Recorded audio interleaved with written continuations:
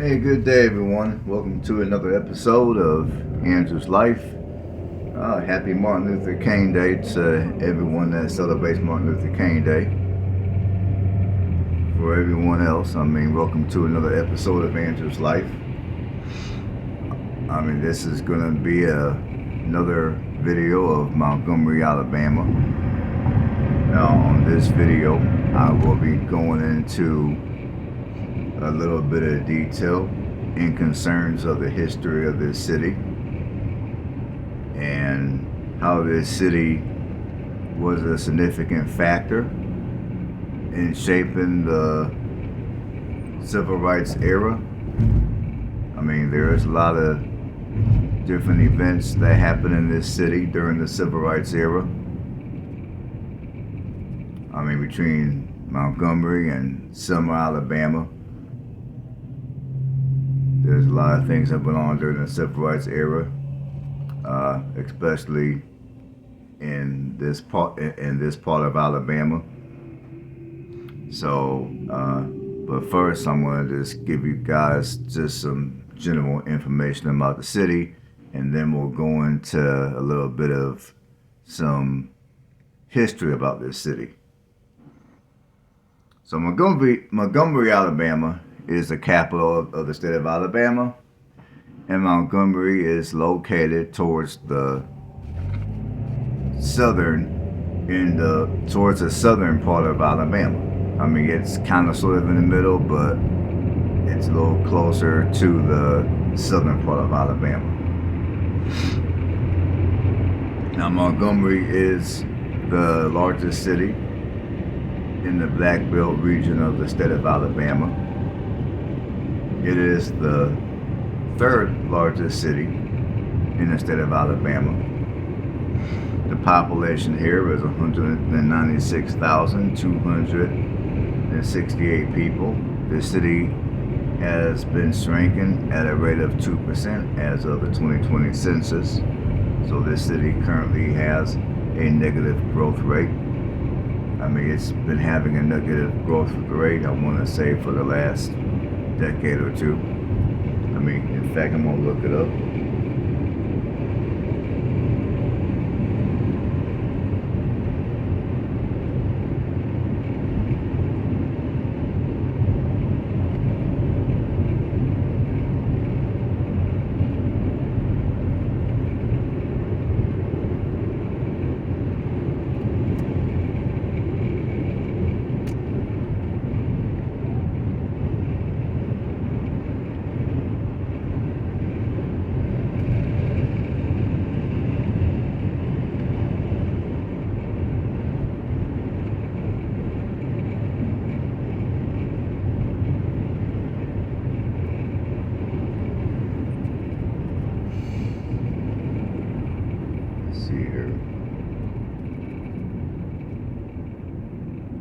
Computer is acting a little slow, so just bear with me.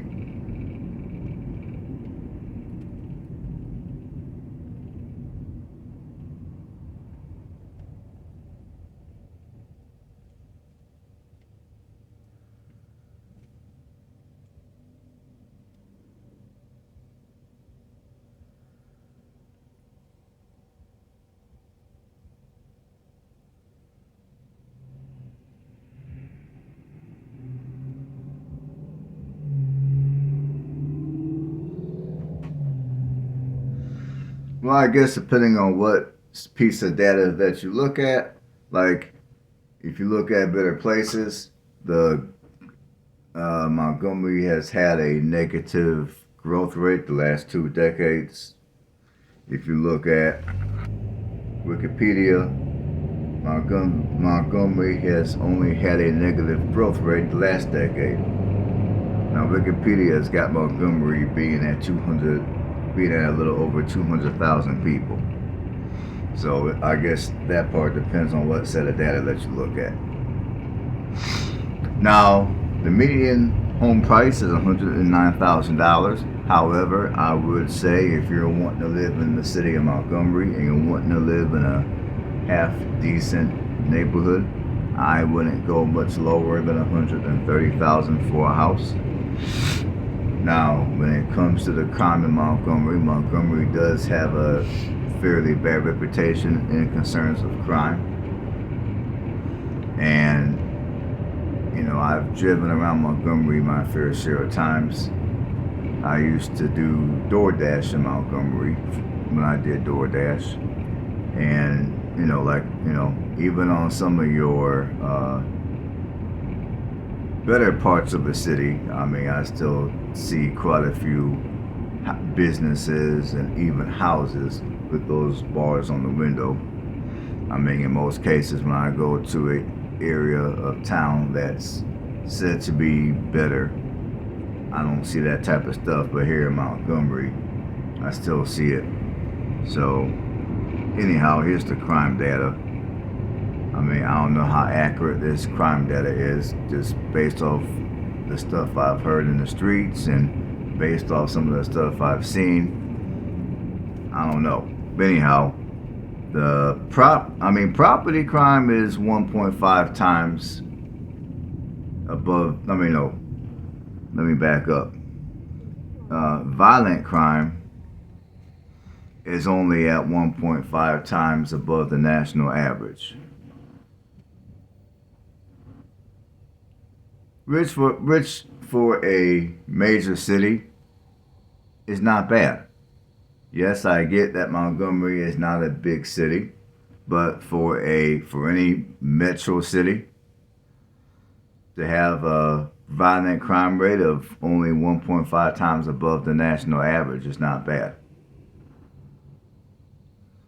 There's cities to where the violent crime violent crime is 3 and 4 times above the national average. And Montgomery is only 1.5 times above the national average, apparently.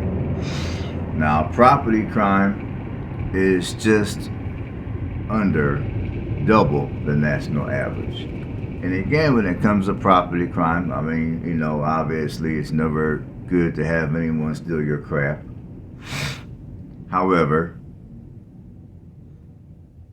in a lot of your cities, even your smaller cities, your property crime is typically going to be anywhere from 1.5 to double the national average. And sometimes I wonder where they get the national average when they do national average for crime, whether it be property or violent. But that's for another video, probably another channel. But anyways, the racial makeup of this city, you got 32.2% white, you got 59.8% black, you got 2.5% Asian, and 3.5% Hispanic.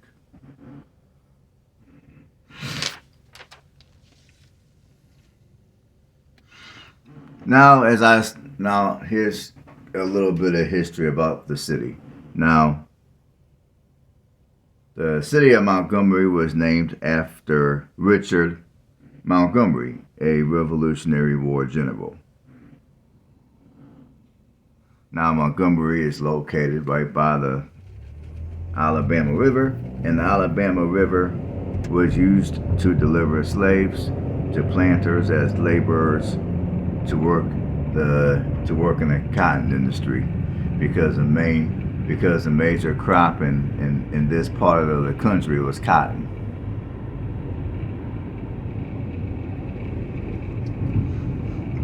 Now, Montgomery was incorporated in 1819. It became the state's capital in 1846. Before 1846, Tuscaloosa, Alabama used to be the state capital. But in 1846, Montgomery became the state capital. Now, in February of 1861, Montgomery was chosen the first capital of the Confederate in the United States. Now, later on, the capital of the Confederacy moved to Richmond, Virginia. Now, Montgomery is very rich in history in general, especially history of the civil rights era.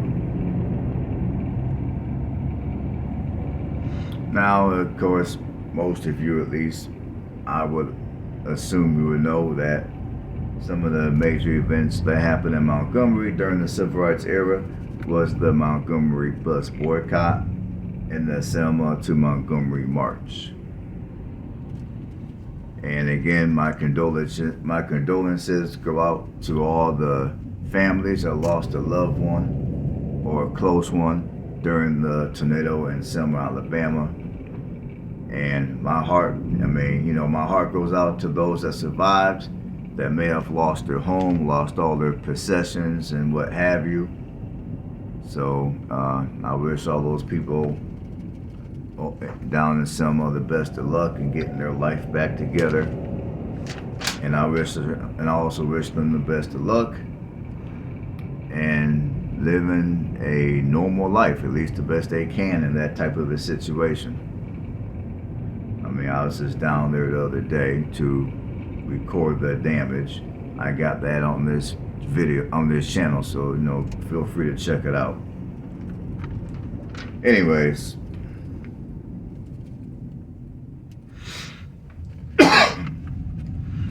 and one more thing I want to mention is,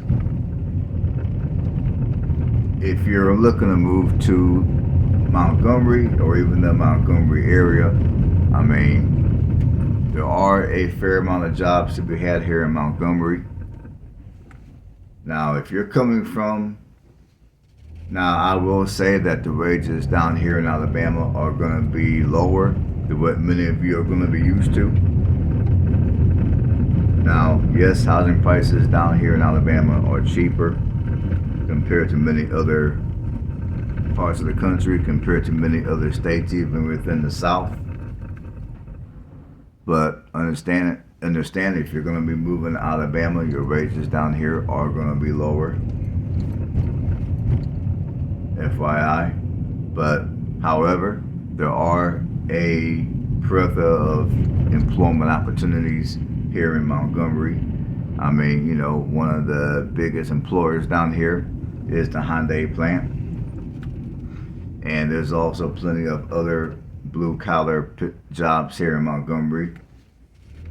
I mean, the housing prices down here are low enough to where if you come down here and you want to just work a little factory job, or that's just what you do, then you can come down here and work that type of a job and still afford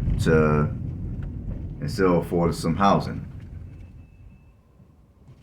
I mean, housing prices down here are about the lowest you're going to get in terms of housing in a major city. Now, obviously, Montgomery, it does have its issues. But if you want to live in the city of Montgomery, understand that there's plenty of employment opportunities here. And housing prices are cheap enough to where you can still afford some housing. You're not going to have to come down here and work your ass off like 70 plus hours a week or something ridiculous. And then at the end of the day, you're having to drive your car to the closest quiet spot and hope that you get a good night's sleep and hope that you don't get harassed by law enforcement. So that's one thing which, even though I don't live in Montgomery myself, that's one thing about Montgomery which I appreciate for those that do live in Montgomery, is the fact that you do have jobs and housing for the most part is relatively affordable. Okay, let's keep it moving. So Montgomery is also the home of the Maxwell Air Force Base. So here in Montgomery, you will see a large military presence due to the Maxwell Air Force Base being here in Montgomery. And there were also 2 U.S. Navy ships named after this city. The USS Montgomery are the name of those ships.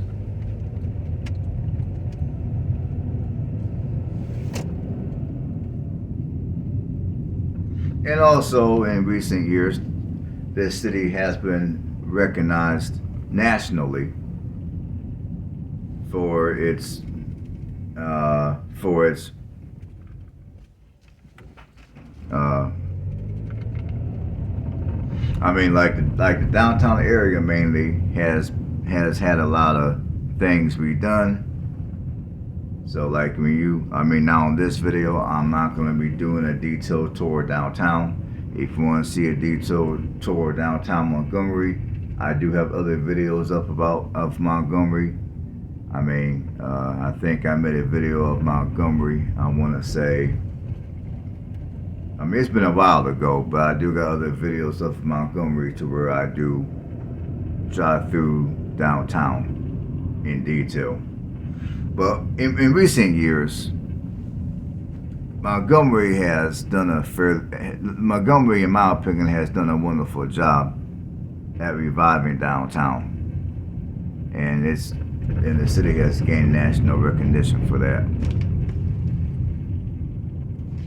Now, for those of you that live in Montgomery, you like Montgomery, as I've told you on other videos I do of this city or cities like this. If you desire to stay in Montgomery and you're currently paying rent and you've been here in the city for, let's say, over 5 years, I would highly urge that you put your money where your mouth is and you purchase. Because if you don't, you're going to wake up one day and your community will have been gentrified and you will no longer be able to afford to live in your community. So purchase while housing prices in this city are still affordable, because if you don't, you will miss out. Now I know for some of you, you're probably thinking you're full of it, you're crazy. Housing prices ain't going nowhere. This is Montgomery. But take my word, like when I look at the trend of what's going on in a lot of these major cities, with a lot of the downtowns being revived, and a lot of the gentrifications of many of your inner city neighborhoods that are close to town. For those of you that live in those areas, if you like where you live, put your money where your mouth is. Put your money where your mouth is. I can't emphasize that enough. Because like I said, if you don't, you're going to wake up one day and you're going to get that letter in the mail, or you're going to get that letter on your door. Your landlord is going to raise your rent by something insane. Like your landlord might raise your rent by another $500 or $600 on top of what you're paying currently. And for this housing market, that's going to be a lot of money for many residents. Or two, your landlord might decide to sell the property and then someone else buys it and they're not interested in renting the house out. They're going to go ahead and sell the house to some developers that are going to fix the house up, and then that particular community is going to most likely be gentrified. So if you don't want to become a victim of all that madness, put your money where your mouth is, invest where you live, and then you won't have to worry about that.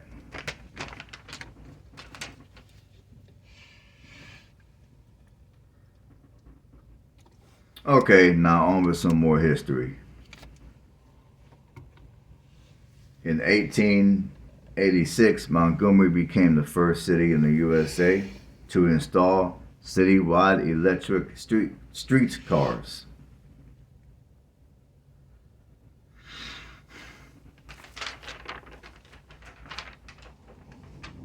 And now on December 12th, now bear in mind the information that I'm going to give you about this city, it's in no particular order. So I just want to put that out there. On December 1st of 1955, Rosa Parks, which at this time she was a Montgomery resident. At this time she was a young adult Montgomery resident. So Rosa Parks was arrested for refusing to give up her bus seat to a white man. which is what sparked the Montgomery bus boycott the following year. And I believe that boycott lasted for about a year before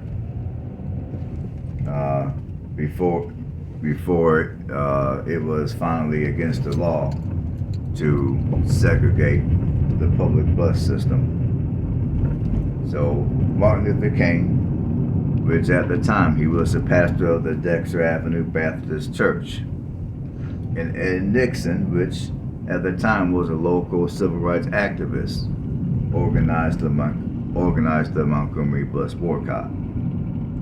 And they were also founders of the Montgomery Improvement Association, which all helped, like I said, it all helped organize the Montgomery bus boycott and other events that went on in this city during the civil rights era.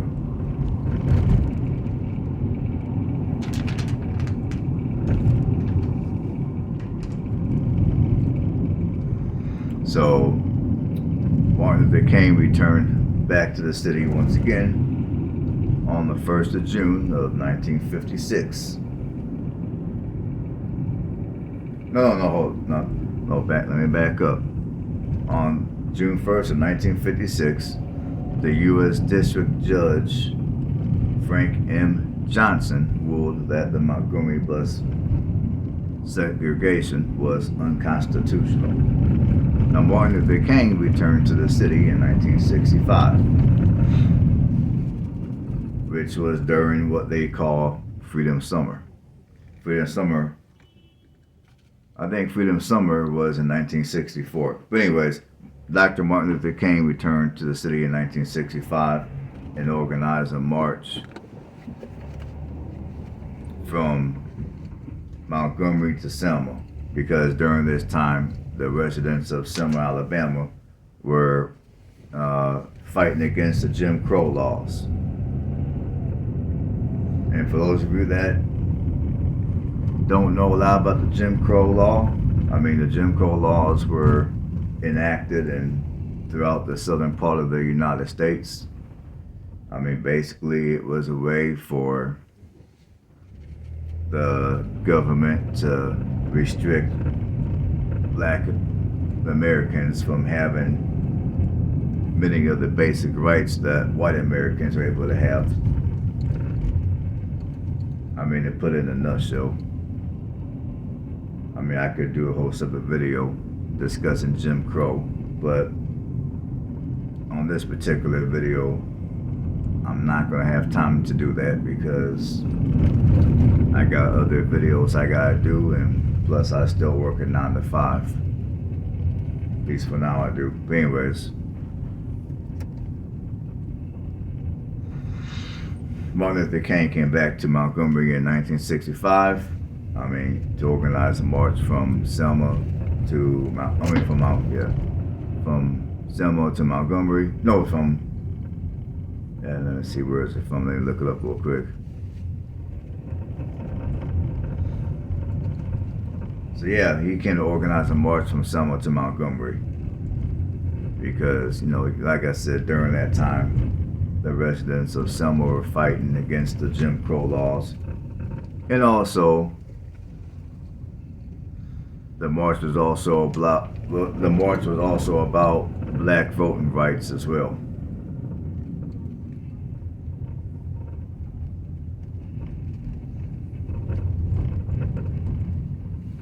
In February 7th of 1967, there were 26 people that died due to a fire at Dale's Pant House, which used to be a restaurant in downtown Montgomery. Now, that place is now called the Capitol Tower, which is located on 7 Clayton Street in downtown Montgomery.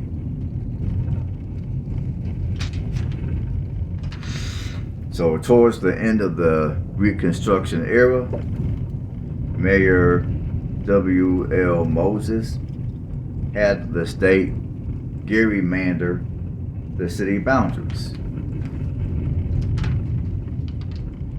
Now, this act would remove districts where black people, where African Americans lived, from being part of the city corporation. So, basically, in a nutshell,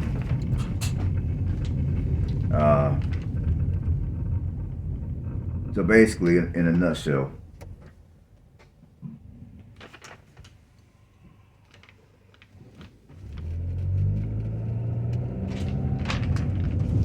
during the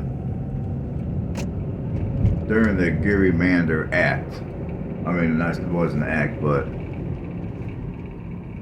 when they talk about having the state gerrymander the city of Montgomery, I mean, in a nutshell, basically what it means is any parts of Montgomery, any districts in the city of Montgomery to where a significant amount of black people lived, those parts were removed from, well, I guess to put it in layman's terms, those areas to where black people lived were no longer a part of the city. We're no longer a part of the city corporation. Now, the significance of that is, if those districts were no longer a part of the city, those districts were denied city services. So that means those districts, no one would, those districts, let's see, on garbage day, for instance, people that live in the districts that were no longer part of the city, which were African Americans, those cities would not have the luxury to put their garbage out on the curb and have garbage collectors collect their garbage. So those individuals, so the African Americans at that time had to take care of their own garbage. Now, I'm not sure how all that worked in concerns to their water supply. I don't know if they had a separate water supply for those districts or if they were still tapped into the same water supply as everybody else. Anyone that knows the history, leave a comment below and let us all know about that.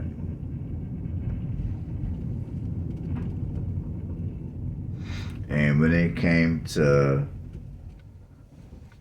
anything else, like the basic infrastructure of area, obviously in all the black districts, the city would not do any work in terms of maintaining or improving the general infrastructure of the area.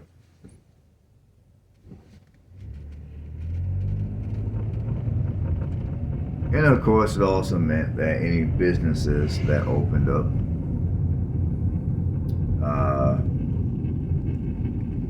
white businesses did not go to those areas to open up businesses. Now, during this time, of course, you had a lot more black businesses. You had a lot more black owned and ran grocery stores and restaurants and what have you than you have today. Because back during the 60s, if you lived in obviously most blacks had to live in black communities. And with that being said, you pretty much had to have your own businesses in your own community back then, because if you didn't, you were going to have to go without a lot of basic amenities. Because obviously back in the 60s, the black residents did not have the luxury, if you can, I'm not going to get into the politics of all that. I don't want this video, I don't want the comment section getting out of hand and then my video getting pulled down. So, but I'm just gonna say it like this. I mean, back in the '60s, as a black person who lived in a black neighborhood, you weren't able to just freely go to the other side of town to the white districts and do your shopping and go out to eat or what have you. So during this era, you had way more black businesses in all sectors than you have today. For that reason, I mean, you had black grocery stores.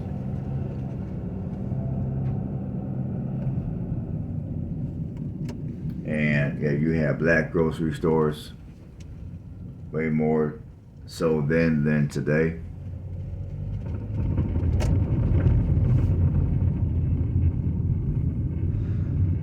And I would say many businesses that you can think of that we all take for granted. When you, like back in the '60s, many of your black communities had their own business, their own grocery store, their own laundromat, restaurants, everything.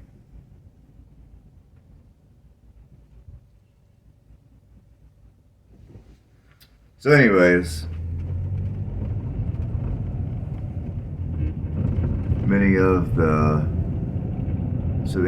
all the black districts in this city were denied any type of city services.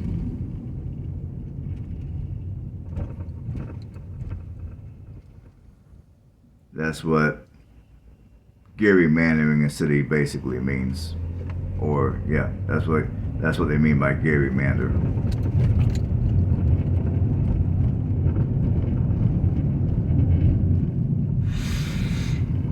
Now I'm gonna inject my personal two feelings about this city real quick. Now,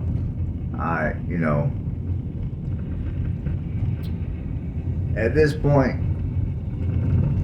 I'm not gonna say I'm super crazy about Montgomery,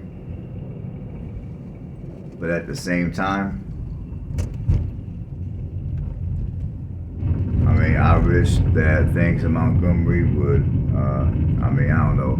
I mean, like, as far as a major city goes, I'm gonna put to you guys like this. I got mixed feelings about Montgomery. I really do. I mean, the more I drive through Montgomery, the more I'm thinking, you know what? I mean, I don't know. I mean, this city does have a lot of good. I mean, there are parts of the city that are nice. The houses and everything in those areas look nice. And for me, if I wanted to live in a major city, if I wanted to live in a major city, there's things about Montgomery that I actually do like. I mean, as I was driving through this city the other day to record this video, I'm just thinking, like a week and a half ago, I was up in Indiana.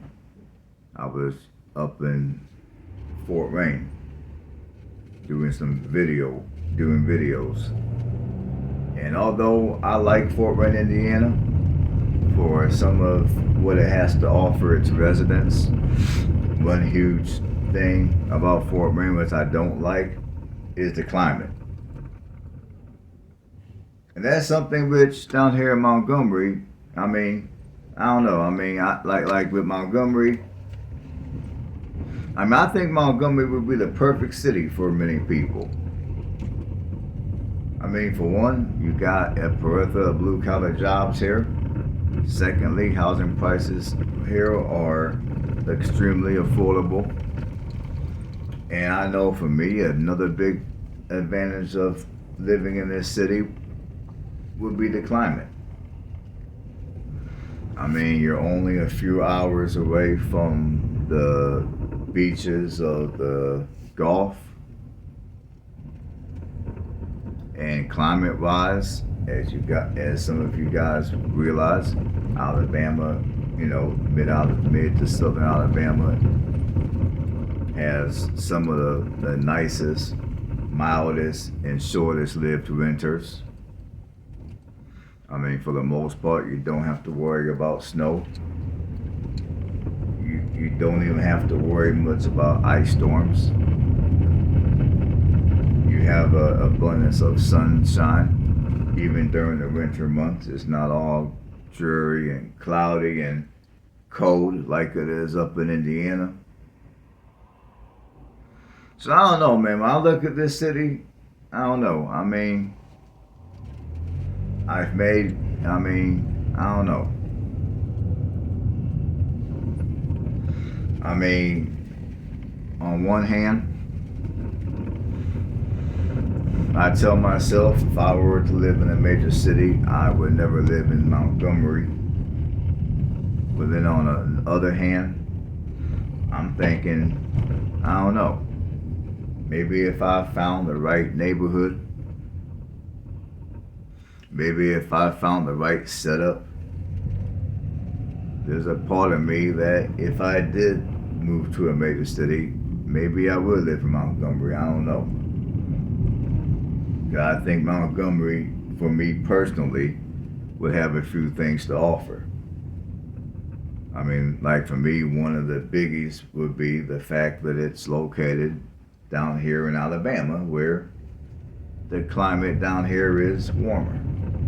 Now, for me, the whole climate thing is huge because, like, around this time of the year when I was living, like, I would say around late fall, like around end of October, early November, when I was living up in Indiana, I would get what I call the winter blues.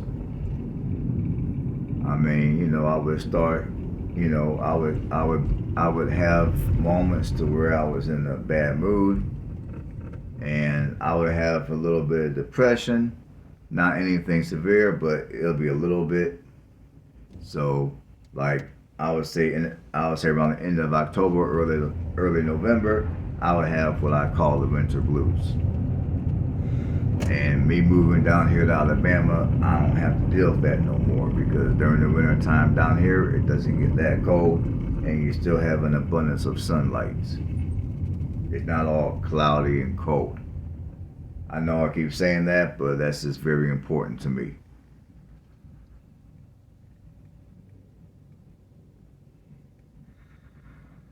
I mean, and I personally think that Montgomery can be, and maybe one day it might be, the perfect city, so to speak.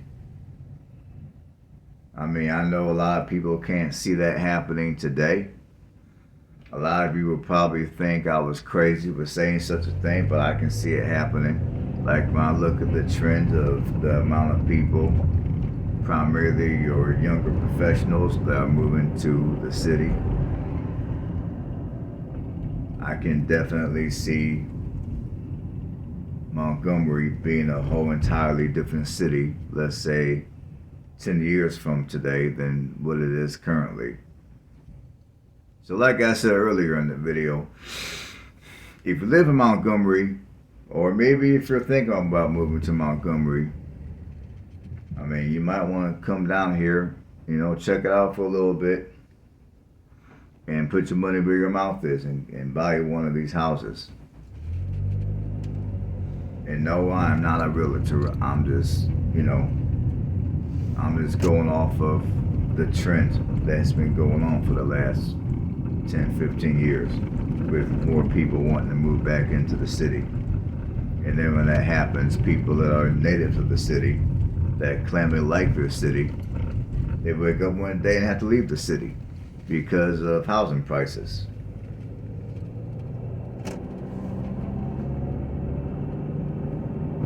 And I kind of have and I've told you guys on several of my videos that I've made that I'm not a city person.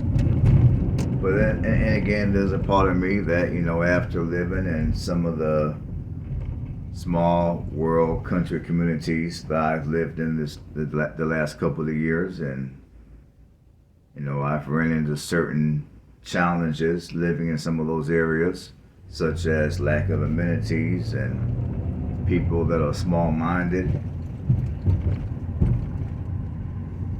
or narrow-minded, I meant to say. I mean, when I visit the city, I have a new appreciation for an area that has all the basic amenities that I need right there at my fingertips, available to me. And I also have a new appreciation for the diversity factor that you oftentimes are going to find in larger cities. Now, let's not get it twisted. I'm not trying to live in a super big city. Like if I were to move back to the city, I'm not trying to live in no Chicago or Atlanta. I'm not trying to be up in no New York. I'm not trying to be in a major city. I'm not doing all that. But when I talk about moving to the city, I'm talking about a city, kind of like the size of this one, kind of like the size of Fort Wayne. I mean, honestly, I wouldn't even want to move to the city the size of Indianapolis. I mean, when I say moving back to the city, I'm talking about a city that has maybe, 2 to 300,000 people. I'm talking about that type of a major city.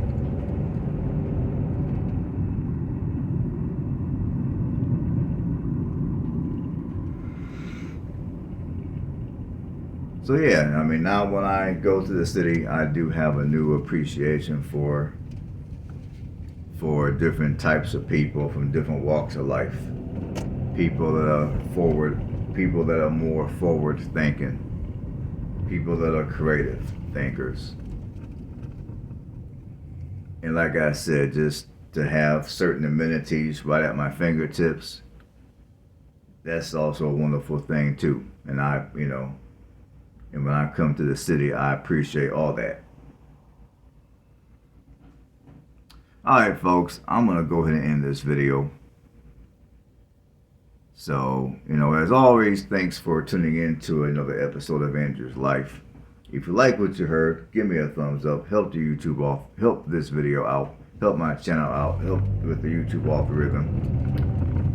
If you haven't subscribed to the channel, consider doing that. And any other pieces of history and information that you think is important that I may have not included on this video, you can put that all in the comments section. Alright folks, I'm checking out for the day. Everyone have a blessed one, and I'll see you on the next one.